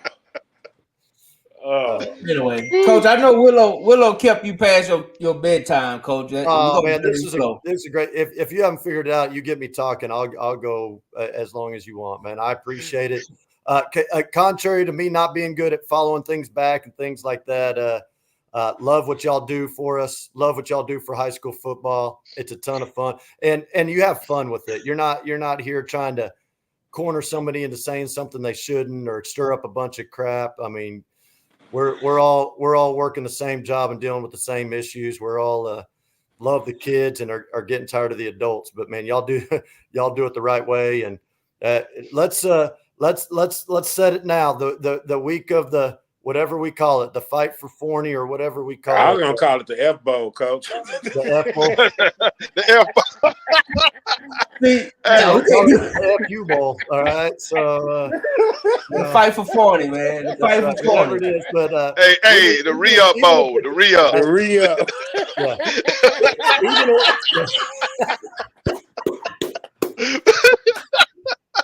The battle for the plug. Yeah. Great. The battle for the plug. But no, even if it's a 10-minute, 15-minute deal, we need to get me and Shavers on here, because, like I said, one thing he and I are preaching around here is he and I are going to get along. We're going to do things the right way, and we're going to be about taking care of each other and hating each other 1 week out of the year. And after that, we want Forney to be one of those towns that's known to be great on both sides. So, but we need to do that soon. But let's get y'all on game week. Yeah, we'll do it on game week. We got to do it on game week. Get us on for a quick minute. Hell, maybe we need to do one satellite. We need to all be together. I'm saying, right, I'm with that. Listen, I'm with that. I'll find me one of our local businesses around here and set us up and get us some free food or something. Yeah, let's go. Get us find a good wing place. Yes, definitely a good wing place, Coach. Definitely a good wing place. Well, I tell you what, we could the wings over Forney they're about to open might be here, but the only other wings, but we could take a quick field trip to Mesquite, because my guy I was telling you about, old Devontae Harris. You know, he owns Wing City Mesquite. We may have to see if he'd set us up there. Whatever. Hey, J-Mag, don't we have another guy in Forney that actually has a wing spot that was trying to get us to come out there? I think that's it. Yeah. So he coaches in Forney, but his wing place is in Mesquite. Okay, gotcha. Okay, so we can do that, or we'll find somebody out here. Somebody would think this was a blast. We would have a good time. Yes, sir. Oh, absolutely. And it's game week, so hey. Hey, what day is that game? Is it on Friday? It is week 5. It's the first game of district for us, though. It's on a Friday. Yes, it's the game day is the 27th. Oh, so yeah. it would be the Wednesday, the 25th. Oh yeah, we can do no, that. we could have a good time. We could each bring a player. We could have some fun. Yeah, we could do this live, man. Because by that time we had the dope shirts. That's right. We'll be selling merch. We'll have people coming like they let them sit around, call in questions. Yeah, right. Now, Coach, Absolutely. Don't be mad if you see me with a Forney shirt to say the re-up. Already. Just promise me you'll put to Bubbles and Dookie on it, man. Yes, yes, sir. Yes, sir. Yes, the re-up. Yeah. The re-up. I like it. We call that the re-up bowl for real.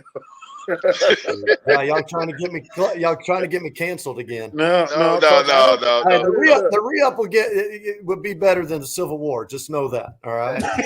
Absolutely. Hey, Coach, you come out with the re-up and playing some Jeezy. You know what I'm saying? Like I'm still trying to get permission for Southside the Realist. Oh, let's go. Big Tuck. Let's go. Sorry, hey, Coach. Hey, Coach. We'll do a remix. Eastside the Realist. Because it's a battle for the East Side. Yeah, but we're the South Side of Forney, man. If I could get them, I gotta find 30 seconds of that's edited enough that I can play it to come out the tunnel. Hey, I get it for you. Coach? I got it for you. Who you listen to? Who your go-to artists? What's in your playlist right now? Oh, I'm getting old enough. I still listen to everything. The only guy I can still mess with the young guys is I can get behind some Young Boy. They got me on that. Now I was big into Drake in the Kyler years. I mean, Kyler and them got me on Drake. Still like Kendrick. My son likes he still listens to a bunch of different stuff, so that's good. But you come on a Tuesday to a practice, though, it is classic hip hop on Tuesdays. It's Pac, it's Biggie, it's Snoop, it's Ice Cube. So there he is. There he is. So, we got old Pac. You got just No Limit. You ain't got no limit. Oh yeah. So Loonies. Come on. You got 5 on it, Coach? Bone Thugs. Come on. Okay. But you come on. So Mondays we listen to their stuff. We're on a Young Boy, Lil Baby, all them. Tuesdays is classic hip hop. Wednesdays is rock. Classic rock type of stuff. So we got to mix it up. I tell them all the time. I say, guys, I can't come out here every day and listen to them about shooting people and.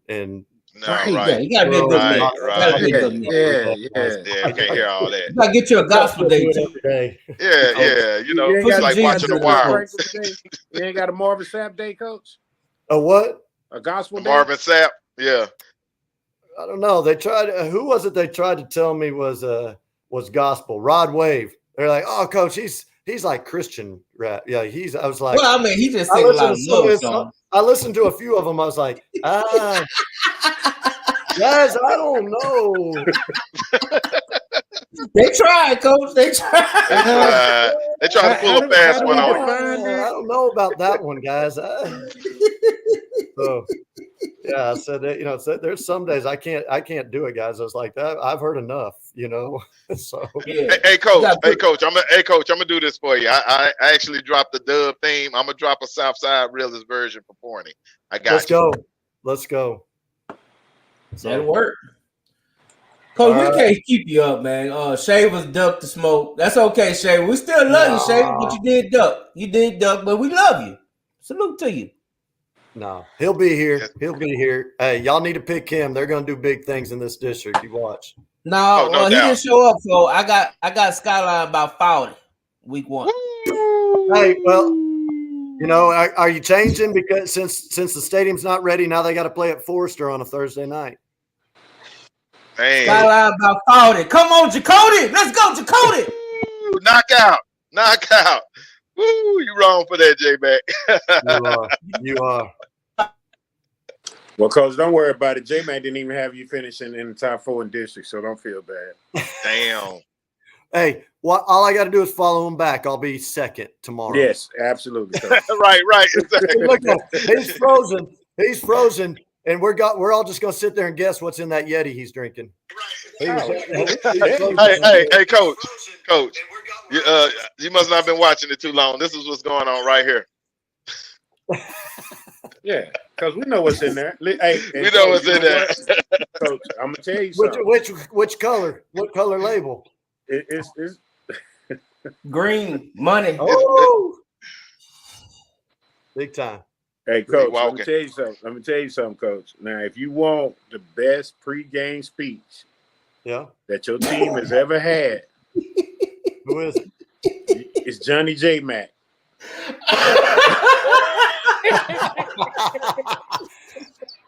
Man, he's got the Instagram lighting.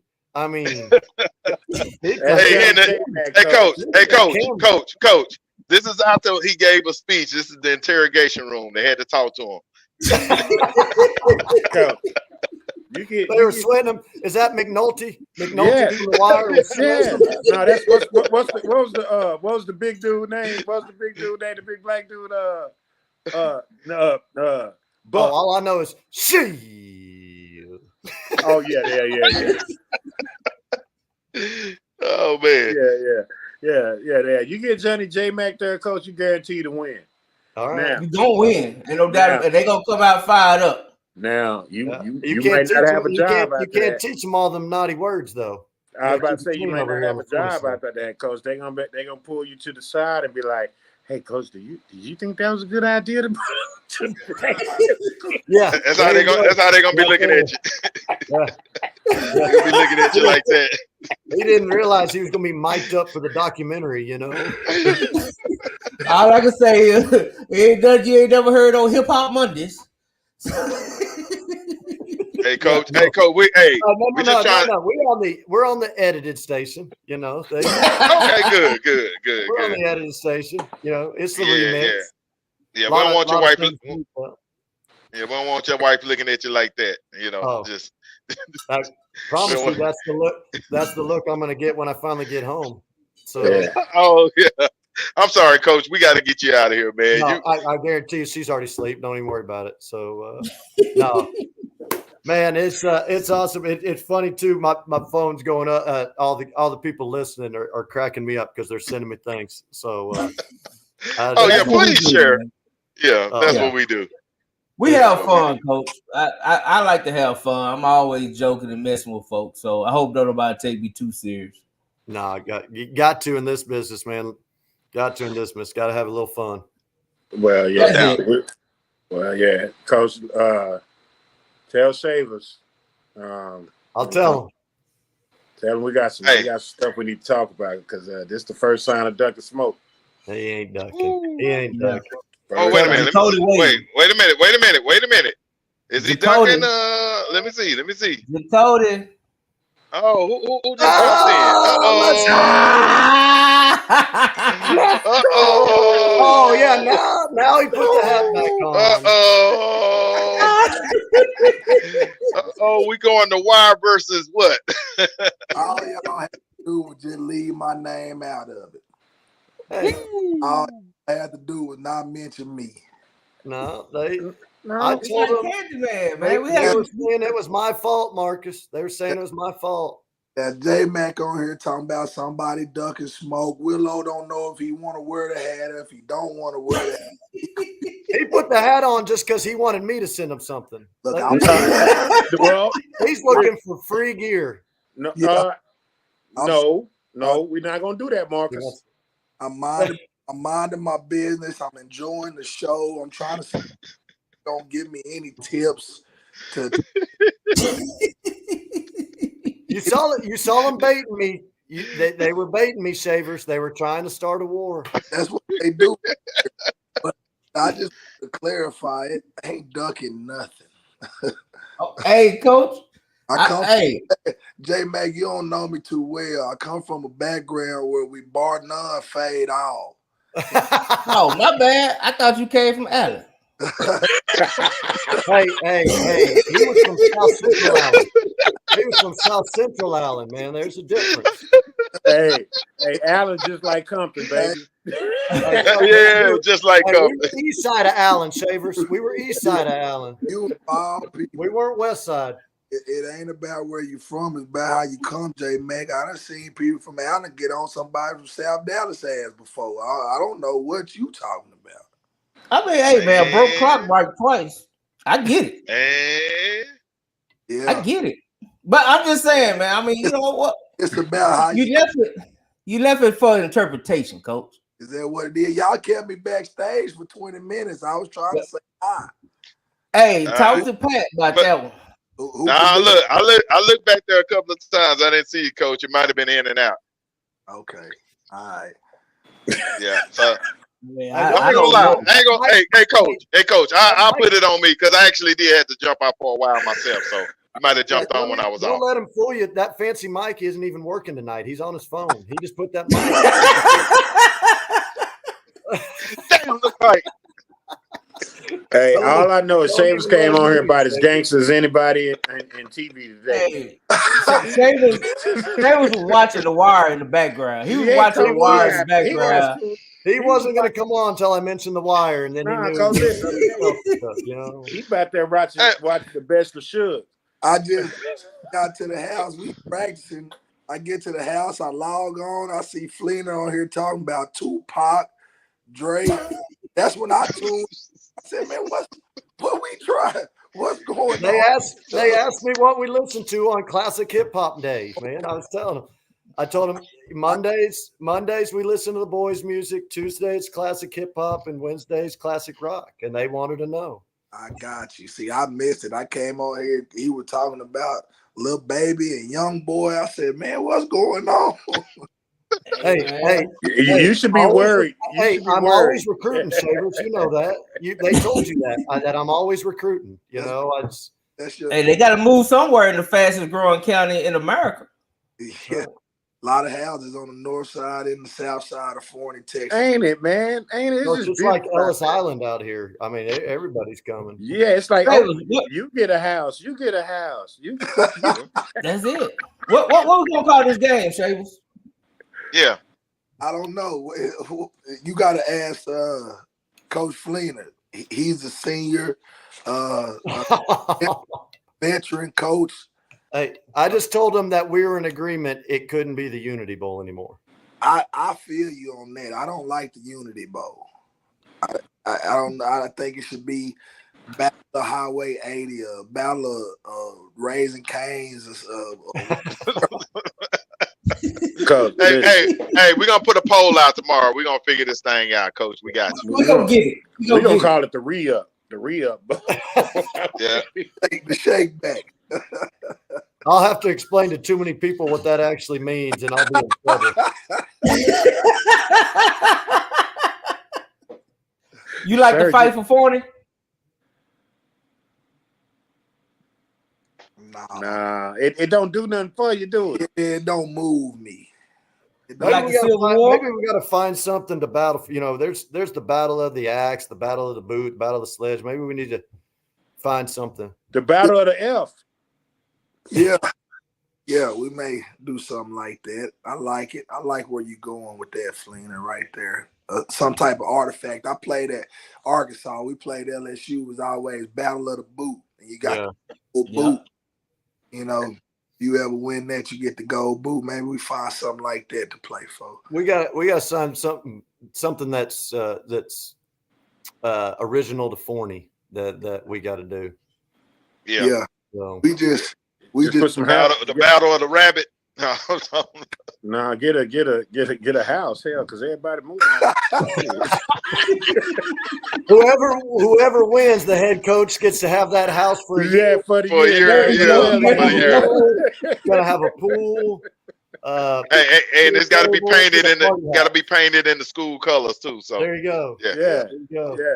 I mean, I always liked that in Richardson where they shared the stadium, where it was Ram Wildcat or Wildcat Ram based on who won.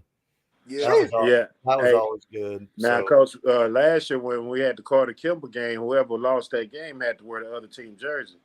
Oh, we got a nice picture of Coach Bam wearing that jersey. He looked good in that Carter uniform. He looked good. He looked good in that white and Columbia blue. He did. He looked good. Oh man, I don't have it on here. I wish I had it too. God dog. So I mean, look, Coach Shavers, I think you don't have your stadium built, and I think the reason why you don't have your stadium built is because your homeboy down in South Forney. No, sir. Is that the reason? Is that the real? Because that's the real truth. Yeah, don't check those cameras. I went over there at night and moved them piers the wrong way. Yeah. So he said it's the only thing happening up in Forney tonight, Jack. y'all playing because Fleener got a lot of pool out here in Forney. No doubt about it. No, it's like wait till they rezone. Wait till they rezone, and you got like a third of what you used to have. No. look, Shavers don't win too many games, dog. No, Man. what did we say, Savers? When you got here, I said, hey, the best part about this is you and I know each other. You stay on your side of 80, I'll stay on my side, and we're going to both be good. So we ain't Absolutely. Mhm. Absolutely. Stay on your side, huh? Yeah, that's it. Well, I mean, with all the, I check. it's been crazy. People going back and forth and things like that. And, we want to run two good programs where there's no reason to. You go to the school where you live, and you're going to be a part of a great program, and that's what we're going to build here on both sides. There's only going to be one king. Only going to be one king. On one king. I know There's where only one king. I know where we stand right now. When I cross that highway, I check in like the rappers. Anytime I go. That's right. We got to call each other when we go to the other team, the other school. So now, who got Canes? What neighborhood is Canes in? Right, it is right on Highway 80. So on what side of 80? It's on the south side of 80. So it's on your 80. So if he want to go to Canes, he got to check in. That's right. But if I want to go to Whataburger, I got to go to the north side. So well, he got the advantage. Okay. Yeah. Well, I don't know, J Mac. He got that. Man, no. Nah, the Whataburger wins hands down. You get breakfast, lunch, and dinner there. I don't know. I'm a chicken guy, so I like that yard bird. Yeah. I love Canes. Yeah, but they only got one sauce, so they pissed me off with that. Coach Shay was like, he a yard bird guy. Yeah. Who got Chick-fil-A? I like wings. We go over there for wing snob every now and then. Oh, is that the spot we're gonna do it at? That's KT spot. You sure? I mean, what's called spot? You're right. It was Wing Snob. Yeah, Wing Slide. Yeah, I thought so, bro. Wing Snob, and then we got another one coming over here. But no, he's got the Chick-fil-A. Yeah. So he's got Jesus on his side over there with God's chicken. Amen. Amen. Dough belly. Now, dough bellies. There you go. You haven't been here long enough. You already know about dough bellies, Shavers. Yeah, a lot of people told me about dough bellies. They said it used to be the main spot back in the day. Anytime you want to go to dough bellies, me and you can go. Is it on you, Coach? Yes, it's on me. Come on, because Coach, I know what they paying you over there, and I need you to get me. I need you to get me at dough bellies.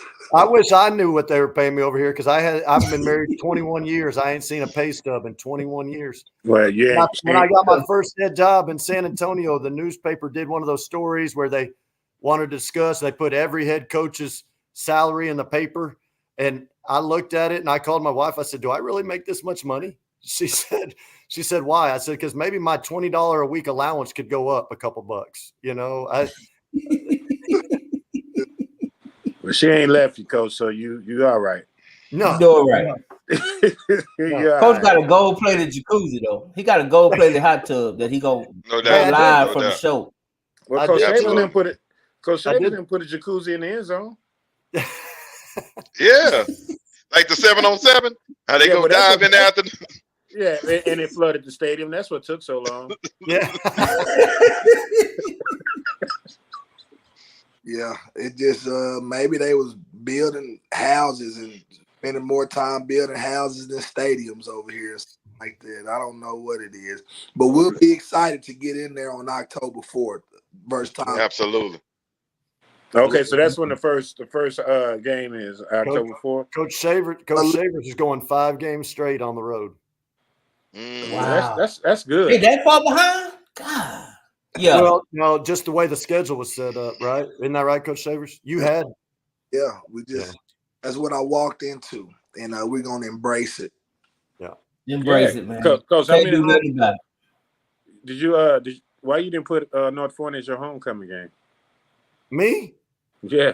Yeah, Coach. There's enough going around on that game. I didn't need any part of that. Okay. No, Coach. I like getting that. I like getting that done in non-district, anyways. That's a circus in itself. Why did you choose the team you chose for homecoming? To be real honest, this is as bad as it sounds. It used to be the football coach just picked the game. I've got to check with the band on what weekends they have their competitions. I've got to check with cheer and drill. We've got so many people involved with so many different competitions during the fall. you just got to find the right one that works for everybody. Wow. Oh, that's a headache. Look Coach. at the draw. Well, Look at the draw. And I'll say this: you got to plan it with the city too, because we still do an old school homecoming parade where the kids ride around on trailers through downtown and all that stuff. So I mean, do y'all go on the other side of more 80? that goes into it. Do you go on the other side of 80 with your parade? No, sir. No, sir. Would you be willing to do that this year? No, sir. We before he came on, I said, man, I love everything y'all do. Y'all aren't trying to stir up any problems. You did say that. Well, that's why we got quiet. That's why we got quiet when you said that. 5 minutes later, you're trying to stir stuff up just because you don't have a Forney hat. Well, because Coach, when you said that, I kind of figured you never watched the show. So everybody on the show. Hey, Shaq, no, I watched it because I watched it when you had the kids on with Kel and Jo and those guys, and I've caught it a couple other times. Well, we're nice with the kids, Coach. We are nice with the kids. Now grown ups is different. Coach Shavers, what's up? We got Forney for homecoming next year. Oh, please do. I would love to tell my kids that. We don't want to motivate that monster over there any more than they already are. They loaded. Y'all seen that roster. You're talking about one of the best teams in 6A football over there. We're going to have the utmost respect for the Jackrabbits when we come. See, y'all mad. Y'all trying to stir stuff up, and we're nice to each other. No, I mean, you can be nice. I mean, hey, I'm nice to my friends, and we still talk. Yeah. You know? Well, you should hear me and Willow talk. All the time. Well, all the time. I mean, all jokes aside, especially in a 2 high school district, you want it to be this way. You want to be able to support each other. Otherwise, because I've been in a district before that's multi-school district and have coaches at each other's throats, and it's miserable. It's miserable going to meetings and everybody's just at each other all the time. And they got this, but I didn't get this. And it's, you want to be around good people because we're going to work together. I mean, shoot, Shavers and I, we got to be in a meeting with our AD once a week. You don't want to go once a week and just be miserable about being across from the guy on the other side of the table. So it's fun. I'm excited to have him out here with what he's doing. And like I said, we're going to cheer for each other for 9 weeks and we're going to hate each other for 1. And the whole town's going to have a whole lot of fun because of it. Well, let's focus on that. Both y'all go D2? Do what? If both y'all make the playoffs, will both y'all go Division 2? It just depends because Longview and us are the 2 smallest. So if Longview and Forney both make it, we'll automatically be D2 and everybody else will be D1. Forney bigger than Forney? Mm-hmm. Really? Yeah. Well, I mean, they could be championship city, man. Yeah, because they've already been 6A the last 2 years. So. Okay. True. Well, yeah, but for that 1 week though, Coach, Shavers feels some kind of way right now. Yeah. Okay. I talked to him the other day.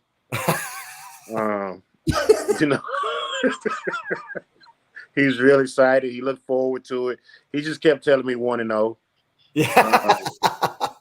That's all he concentrated on. He just said we just going to be 1-0, and I kept trying to get it out of him, Coach. And he just wouldn't say nothing. He just kept saying 1-0. He just kept talking about how good his facilities are, how happy he is with his kids, the weight room, how hard they've been working. He gave you all the praise. You know what I'm saying? And then he said, if you're tired of your coach being all up in the videos.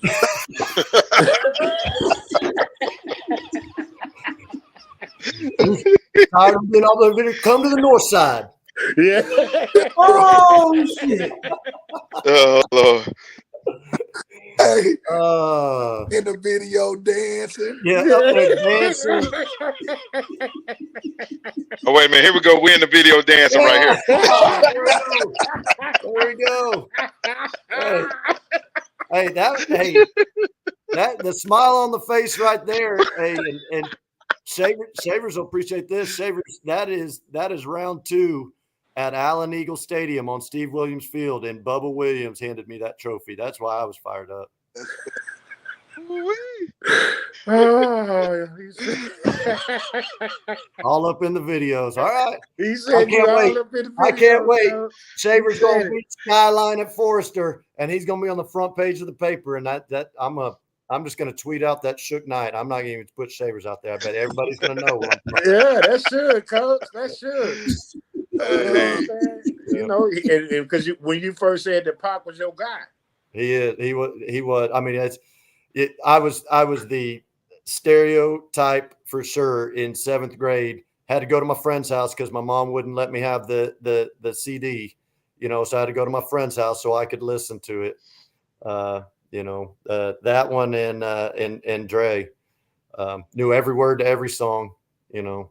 So what's the better album? What's your favorite Tupac album? Oh, I don't know. Probably All Eyes on Me. That's All Eyes on Me. I won't deny it. I'm a straight rider. Yes, sir. Yeah, you did a lot of bleeping in that song. Hey, I still remember this day when Drake's first, you know, diss track came out and all that stuff, and all the kids were going crazy about that. I said, guys, have y'all ever heard Hit 'Em Up? Like, have y'all ever heard the original diss track? Like, y'all don't even understand what diss tracks used to be. I was like, go listen to Hit 'Em Up. That next day, those kids came in. Damn, coach. I was like, yeah. You talking about wife? Everybody, man. Yeah. And no Vaseline. That's how you gotta do it. Tell me, you want to hear a real diss record, you gotta listen to No Vaseline and Hit 'Em Up. Yeah. See, it's now I know it's too late. Because once we got to the quote no Vaseline on this thing, we're on this thing way too late. Yeah, because we're getting called into a meeting tomorrow if somebody shows this. Because actually that's what Shavers was coming out to. Yeah. That was in the background. That was in the background when it came on. I heard a little bit of it. In the background when he popped up. When he popped out. Since we get to be the home team this year, maybe I'll let y'all help me think of what song to play as we're coming out. Just light them up, flame on. To that Jerry girl's gone. Yeah, I like that. Neighbors, I told him earlier I'm still looking for an edited version of Southside the Realist to come out to. So I told him I got it. I got you, Coach. You're gonna have that in a week. There you go. And then next year, Shavers, I got you on whatever you want. You know, we got to be equal opportunity here at the Dub. All right, I'm gonna hold you to it. Yes, sir. Yes, sir. But fellas, I appreciate it, man. Like we done went 2 hours strong. Dub salute. Way too long. People gotta go to work. You got freshmen coming up looking at Coach all sleepy and stuff. So man, we appreciate your time. Coach Shavers, we appreciate you jumping on. But this is 3 weeks in a row where we've had coaches call out other coaches and they popped up. So man, hey, the power of the Dub, man. Dub salute. We appreciate everybody for tuning in to episode 95. And I think I love you, Coach Shavers. I love you, Coach Shavers. I still watch now 2X. Hey man, 2X. See, he's won the gear. I heard him. Y'all come see me, man. Coach Carr, I see you. Hey, this is the first time we actually signing off with the original people we brought on the show, still on the show. This has never happened in Dub history. Appreciate it. We out this thing. Hey, I'm Reginald Samples, 6A Division I state champion. I just want to give a shout out to the Dub, my favorite podcast and program. Ron Murray, Mr. High School Holler, K104, the biggest out at the 214 day camp. Big shout out to the Quentin Jackson, you know, the Duncanville all-world quarterback. It was good. Quentin Jackson.